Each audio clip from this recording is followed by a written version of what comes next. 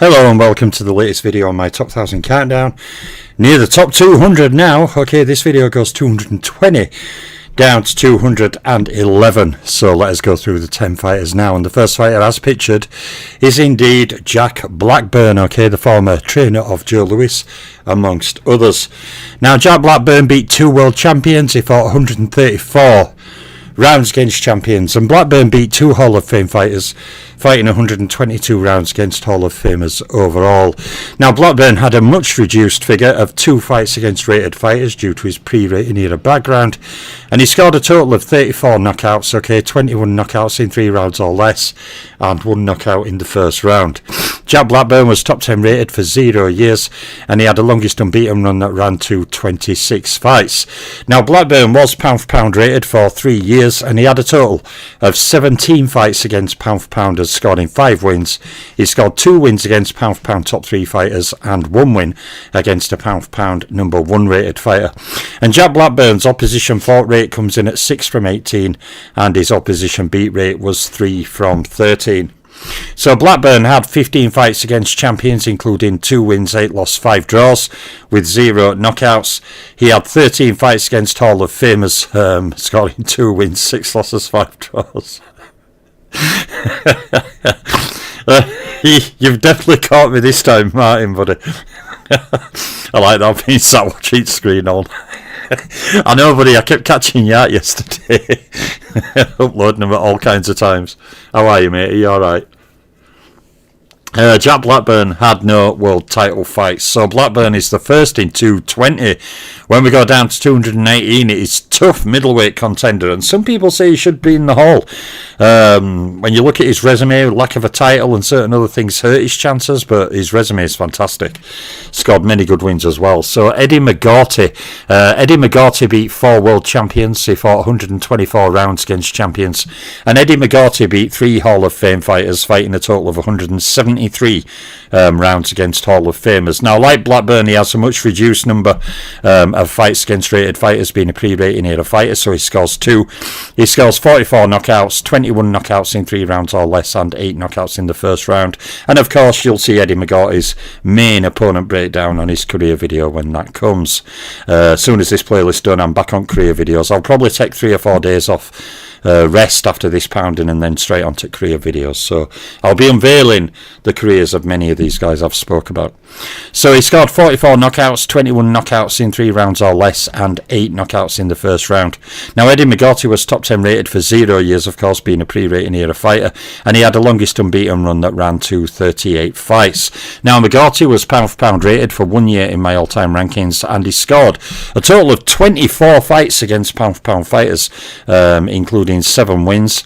He scored 4 wins against pound for pound top 3 fighters and 3 wins against pound for pound number 1 fighters. And Eddie McGaughty's opposition fought rate comes in at 6 from 18, and his opposition beat rate was 4 from 13. So McGaughty had 14 fights against champions, including 6 wins, 5 losses, 3 draw with 1 knockout. He had 17 fights against Hall of Famers, including 5 wins, 10 losses, 2 draws with 1 knockout. Dog's slurping behind me head. Can't concentrate. Oi, nut job. Eddie McGaughty had 17 fights against Hall of Famers, including 5 wins, 10 losses, 2 draw with 1 knockout, and he had 0 world title fights, but a very, very excellent contender he was. Now, Eddie McGaughty is one of those fighters who, had there been 4 belts per division like there is now, I have no doubt he'd have captured one of them and been now considered a world champion. So from Eddie McGaughty in 219, we go to fighter 218. Okay, it's to one of the flyweight greats. Okay, Mexican flyweight champion Miguel Canto, and what an excellent champion he was. Miguel Canto beat 7 world champions. Okay, he fought 189 rounds against champions, and he beat no Hall of Fame fighters, fighting 0 rounds against Hall of Famers overall. Miguel Canto had 25 fights against rated fighters, and he scored 15 knockouts, 4 knockouts in 3 rounds or less, and 0 knockouts in the first round. Miguel Canto was top 10 rated for 9 years, and he had the longest unbeaten run that ran to 26 fights. Now, Miguel Canto was pound for pound rated for 2 years, and he had 0 fights against pound for pounders, scoring no wins in the 3 pound for pound categories. And Miguel Canto's opposition fought rate comes in at 3 from 18, and his opposition beat rate was 2 from 13. Hey boy, you're tired now. Here he is, he's having a lay down now. I've just got back in with him, you see, he's just on a walk and a run. Now he's watching me with them puppy eyes. So Miguel Canto had 14 fights against champions, including 10 wins, 3 loss, 1 draw with 1 knockout. He had 0 fights against Hall of Famers, interestingly, and Miguel Canto had 18 world title fights, including 15 wins, 2 losses, 1 draw, and 14 title defences. So there is the excellent Miguel Canto in 2-8. When we go on to fight at 2-7, it's another fighter some people say could be in the Hall. I'm not 100% sure about that, but one thing for certain, Lou Bogash was an excellent fighter. He beat 4 world champions, he fought 140 rounds against champions, and Bogash beat 3 Hall of Fame fighters, fighting a total of 110 rounds against Hall of Famers overall. Now, even though the pre-rating era, inter-rating era, he still manages 21 fights against rated fighters. He scored 41 knockouts, 20 knockouts in 3 rounds or less, and 3 knockouts in the first round. Now, Lou Bogash was top 10 rated for 0 years, and he had the longest unbeaten run that ran to a total of 40 fights. Now, Bogash was never pound for pound rated. He did have 12 fights against pound for pounders, scoring 3 wins. He scored 2 wins against pound for pound top 3 fighters and 0 wins against pound for pound number 1 fighters. And Lou Bogash's opposition fought rate comes in at 6 from 18, and his opposition beat rate was 4 from 13. Yeah, he does, doesn't he, Martin? He looks like one of them movie stars, like you imagine him in the bar with Johnny. Yeah, he's got that look, hasn't he? But look at his physique as well. You know, people always say, oh, fighters back then, they all had pudgy bellies and weren't fit. That physique is a physique of a fit guy. Look at him, every single muscle defined and picturesque. Yeah, solid. You know, a lot of people don't realise, a lot of these fighters back in the day, they used to train real hard, and they ate well. You know, they weren't having all the preservatives and the artificial flavourings, and they were eating like hearty food, proper meat, proper vegetables, you know, because that's what the diet was back then. There wasn't all this fast food and all this stuff. You know, food had to be cooked and prepared properly, so they were eating proper meals. So they were actually quite nutritioned compared to us. You know, we get loads of E numbers and preservatives and all this nonsense, and, you know, solidifiers, i.e. stuff that they put in the food that isn't exactly great for us, but it makes the food last a long time. You know, we get all this artificial stuff in our food now, but, you know, back in his day, there wasn't such thing as a microwave or a fast food joint. Everything had to be fresh meat, fresh veg, and cooked. So actually, I think in some ways they eat healthier than we do. But anyway, that's another debate. So Bogash had 14 fights against champions, including 4 wins, 7 losses, 3 draws with 0 KOs.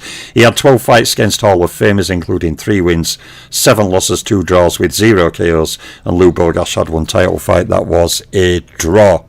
So on to our next fighter. That is number 216, and it is Felix Trinidad, the modern era welterweight champion, who held the welterweight title and finally a second one towards the end for years. He's one of the longest reigning welterweight champions of all time. So Felix Trinidad beat 12 world champions. He fought 134 rounds against champions. I'll be interested in new top 1,000 ratings how Trinidad will fare. He may go up a bit. Unknown, but we'll see. Trinidad beat 3 Hall of Fame fighters. He fought 72 rounds against Hall of Famers, and in total he had 19 fights against rated fighters. Now Trinidad scored 35 knockouts, 18 knockouts in 3 rounds or less, and 8 knockouts in the first round. And Felix Trinidad was top 10 rated for a total of 10 years throughout his career. Now Trinidad went unbeaten in his first 40 fights as a professional. He was pound for pound rated for 5 years in my all-time rankings. Now Trinidad had 7 fights against pound for pounders, scoring 4 wins. He scored 2 wins against pound for pound top 3 fighters and 2 wins against pound for pound number 1 fighters. And Felix Trinidad's opposition fought rate, this is a problem with many modern era guys. They have very flashy title runs, they have very flashy belt hauls, but when you actually look at the resume, it's generally between 6 and a dozen fighters tops. You know, when you look at even a fighter like a Tim Callahan or a Young Earn, you know, I mean, the number of top level contenders and fighters they fought is just ridiculous. You can do pages of them, you know, and this is something that I think always hurts the more modern era fighters. I don't blame them for having smaller careers. It's just how the boxing industry is now. You know, they just fight less. You know, they're paid so much money that they can have a fight in March, then take 3 or 4 months holiday with a £7 million, then book another fight, then have a 4-month training camp, so then they're not fighting while December. You know, when they could easily fight once or twice in between. You know, they're supposed to be highly trained athletes. Everyone keeps telling us how much better athletes they are now, and yet they can't fight more than once, twice a year. You know, to me, these modern athletes should be able to fight 4 or 5 times a year, easy. Maybe not 5, but 4. They should easily manage 3 or 4 fights a year. These are apparently highly trained athletes. Now, if they didn't get out of shape in between fights and have to take 2 months shaving all weight off, you know, they may be able to fight more often. Ooh, I'm being a bitch there. Anyway, Trinidad's opposition fought rate was 2 from 18. His opposition beat rate was 2 from 13. So Trinidad had 15 fights against champions, including 12 wins, 3 losses, no draws. With 7 knockouts, Trinidad had 6 fights against Hall of Famers, including 3 wins, 3 loss, no draw, with 0 knockouts. And he had 21 world title fights. The only world title fight Trinidad ever lost was for the unified middleweight titles against Bernard Hopkins. Other than that, he bet everyone else in a title fight. His later defeat to Roy Jones, of course, was not a title fight. So Trinidad had 21 world title fights, including 20 wins, 1 loss, no draw, with 17 title defences. So, onwards we go, okay, to our next fighter, Bob Foster, who again is one of great light heavyweight champions, but to me his resume just isn't deep enough or strong enough to go any higher. Bob Foster but I don't doubt his ability at all. At light heavyweight he looked almost unbeatable. Bob Foster beat 2 world champions. He fought 23 rounds against champions, and he beat 1 Hall of Fame fighter, fighting 14 rounds against Hall of Famers overall. Now, Foster had 27 fights against rated opponents, and he scored 46 knockouts, 25 knockouts in 3 rounds or less, and 7 knockouts in the first round. Foster was top 10 rated for a total of 8 years, and he had the longest unbeaten run that ran to 20 fights. Now, Foster was pound for pound rated for 5 years in my all-time rankings, and he had 4 fights against pound for pounders, scoring 2 wins. He scored 1 win against a pound for pound top 3 fighter and 0 wins against a pound for pound number 1 fighter. And Bob Foster's opposition fought rate comes in at 3 from 18, and his opposition beat rate was 2 from 13. Now you compare a fighter like Foster, who was a bigger puncher than Jack Dillon. Okay, he had more title fights than Jack Dillon, but you look at his fights against pound for pounders from his era, it's a total of 4. Jack Dillon has dozens, and yet no one ever mentions him. He's like, oh, who's he? You know, and this is what I mean. This is why ranking them all against each other is important, because it highlights each fighter and gives each fighter, you know, the same chance of being rated as everyone else. Not going on airy-fairy notions of who you watched when you were 5-year-old. You know, looking at the actual career, you know, not fanciful, never-ending story type daydreams about, oh, when I was 6 I saw him knock someone out. Oh, that means he's greatest of all time then. Don't look at his resume, you know, don't look at... It really drives me up wall, that stuff. I'm dying to do a live stream and just do a massive rant. Anyway, Bob Foster had 5 fights against champions, 2 wins, 3 loss, no draw, with 2 knockouts. He had 3 fights against Hall of Famers, including 1 win, 2 loss, no draw, with 1 knockout. And Foster, excellent champion he was, without a doubt. 16 title fights, including 14 wins, 1 loss, 1 draw, with 14 title defences. Yes, outstanding light heavyweight. Fight for fight, not talking about resume accomplishments. Fight for fight, it's very hard for me to pick a light heavyweight who I think would beat Bob Foster. And that is including Archie Moore, that is including all of them. I find it very hard to pick against Bob Foster. He was tall, he was rangy, he was an absolute brutish puncher. Yeah, it's very hard. At light heavyweight, he looked almost invincible. Never did as well when he went to heavyweight, a la with Ali, Frazier, etc. But yeah, light heavyweight, he looked absolutely destructive. So, from Bob Foster in 215, we go to fighter 214, to another fighter who, one of me really irritating things, because if this were on skill, Liston would be higher. He was an excellent heavyweight. So, Sonny Liston but we go on lots more than just his jab, his uppercuts and his body punches, sadly, like many other people rate him on. Sonny Liston beat one world, even though those are very good. Sonny Liston beat one world champion. He fought 9 rounds against champions, and he beat one Hall of Fame fighter, fighting 9 rounds against Hall of Famers. That Hall of Famer obviously pictured. Now, Sonny Liston had 20 fights against rated fighters, and he scored 39 knockouts, 22 knockouts in 3 rounds or less, and 8 knockouts in the first round. And Sonny Liston was top 10 rated for a total of 10 years. Now, his longest unbeaten run was a run of 28 fights, and Sonny Liston was pound for pound rated for 2 years. Now, all in all, he had 4 fights against pound for pounders, scoring 2 wins. He scored 0 wins against pound for pound top 3 fighters and 0 wins against pound for pound number 1 fighters. And Sonny Liston fought an opposition rate of 2 from 18 and an opposition beat rate of 2 from 13. Yes, rant, please, BL, get it off your chest. You know, I ain't ranted for like 10, 11 months. It's been building up here. It might be a bit too virile for some people. Sonny Liston had 4 fights against champions, including 2 wins, 2 loss, no draw with 2 KOs. He had 4 fights against Hall of Famers, including 2 wins, 2 loss, no draw with 2 KOs. And Sonny Liston had 4 title fights, including 2 win, 2 loss, no draw with 1 title defence. So basically, Sonny Liston's Hall of Fame career was the 2 wins against Parson, the 2 wins against 2 losses against Muhammad Ali. So same champions as well, and same title fights. It's interesting. Liston's the only champions he fought. He beat one of them twice, lost to one twice, and they are also the only world title fights that Liston had, where he beat Patterson twice and lost to Ali twice. So, yeah, but Sonny Liston, yeah, excellent heavyweight, dangerous heavyweight. So, on to fighter 213. Now, this fighter, okay, is a fighter who I'd say, goes very, very undersung. Okay, most people have never heard of former featherweight champion, NBA, Tommy Paul. Tommy Paul beat 4 world champions, okay, for 196 rounds against champions. And Tommy Paul beat 3 Hall of Fame fighters individually, fighting 158 rounds against Hall of Famers. Now, Tommy Paul had a total of fights against rated fighters of 54. He scored 26 knockouts, okay, 15 knockouts in 3 rounds or less, and 8 knockouts in the first round. And Tommy Paul was top 10 rated for a total of 5 years. Tommy Paul's longest unbeaten run was a run of 26 fights, and some people may not realise this, but the great Holman Williams, the Black Murderers Row middleweight, actually didn't start at middleweight. He started down near featherweight. Just a little statoid in there.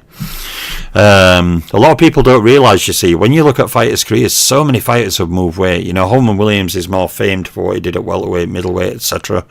With the Burley Fight Series, 7 winning 3, losing 3, 1 no contest. No contest between them, where the referee threw them out because they were taking it in turns, putting on a defensive masterclass and letting the other guy have a go to hit him. And the fight was so technical and defensive and brilliant, the referee were like, oh, this is boring, so he waved it off. That's what happened in the 7th fight, the no contest. Now, after that fight between Burley and Holman Williams, the commission were actually going to withhold the pay. But actually, after reviewing it and they decided to pay them the money. But initially, they froze the pay and weren't paying them. But Burley and Holman Williams said, well, we were showcasing his skills. But the referee threw him out because the crowd wanted blood. They didn't want a boxing masterclass. So, yeah, times have changed so much. Anyway, back to Tommy Paul. So Tommy Paul had 19 fights against pound for pound fighters, scoring 5 wins. He scored 2 wins against pound for pound top 3 fighters and 2 wins against pound for pound number 1 fighters. And Tommy Paul's opposition fought rate comes in at 6 from 18, and his opposition beat rate was 3 from 13. So Tommy Paul had 22 fights against champions, including 6 wins, 12 losses, 4 draws with 0 KOs. He had 17 fights against Hall of Famers, including 4 wins, 9 losses, 4 draw with 0 KOs. And Tommy Paul had 2 title fights, including 1 win, 1 loss, no draw and no defences. Yeah, I could have a rant about one of my pals. I won't mention names, it was sent to me private, but he knows who he is. Okay, he sent me a copy of a post from Facebook or some kind of X or something, arguing that Lamont Brewster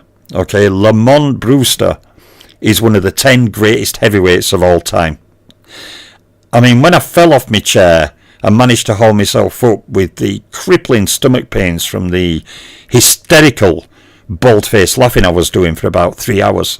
It just kind of told me, you know, where some boxing fans are. Lamont Brewster is one of 10 greatest.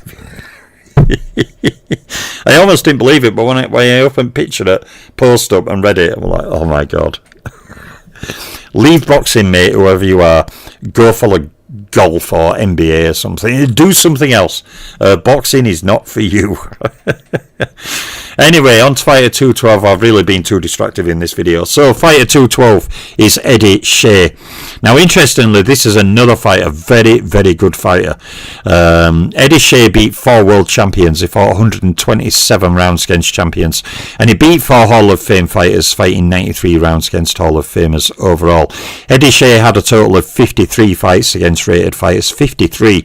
He scored 53 knockouts, 30 knockouts in 3 rounds or less, and 9 knockouts in the first round. Now, Eddie Shea was top 10 rated for a total of 6 years. He had the longest unbeaten run of 19 fights, and he was pound for pound rated for 1 year in my all-time rankings. Eddie Shea had 15 fights against pound for pound and scored in 5 wins. He scored 1 win against a pound for pound top 3 fighter and 1 win against a pound for pound number 1 fighter. And Eddie Shea's opposition fought rate comes in at 6 from 18, and his opposition beat rate was 4 from 13. So Eddie Shea had 15 fights against champions, including 4 wins, 11 losses, no draws with 1 knockout. He had 11 fights against Hall of Fame fighters, including 4 wins, 7 losses, no draws with 1 knockout. And he had 2 title fights, including 1 win, 1 loss, no draw with 0 title defences. So there's Eddie Shea there. Okay, when we go on to Fighter 211, it is to one of the UK's great fighters, Owen Moran. One of the favourites of Mike Tyson growing up when he was watching Caton's massive library of past boxing fights. Along with Ted Kid Lewis, Owen Moran was also one of his favourite UK fighters. Now, Owen Moran beat 5 world champions. He fought 205 rounds against champions, and he beat 3 Hall of Fame fighters individually, fighting 140 rounds against Hall of Famers. Now, Owen Moran, in what would have been quite a considerable number, had 0 fights against rated fighters, being a pre-rated era fighter. He scored 26 knockouts, 12 knockouts in 3 rounds or less, and 1 knockout in the first round. Owen Moran was top 10 rated for 0 years, and he had the longest unbeaten run of 38 fights.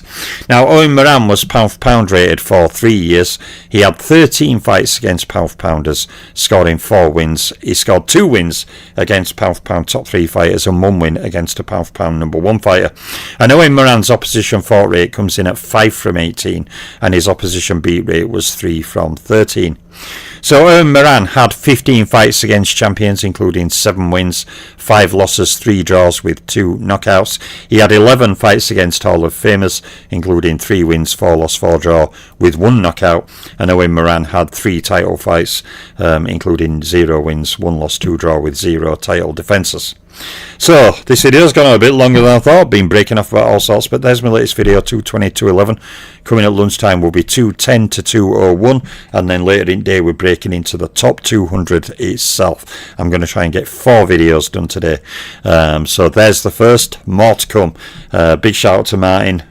Glad you're well, mate, as always. I'm Boxing Librarian. I'm out for now.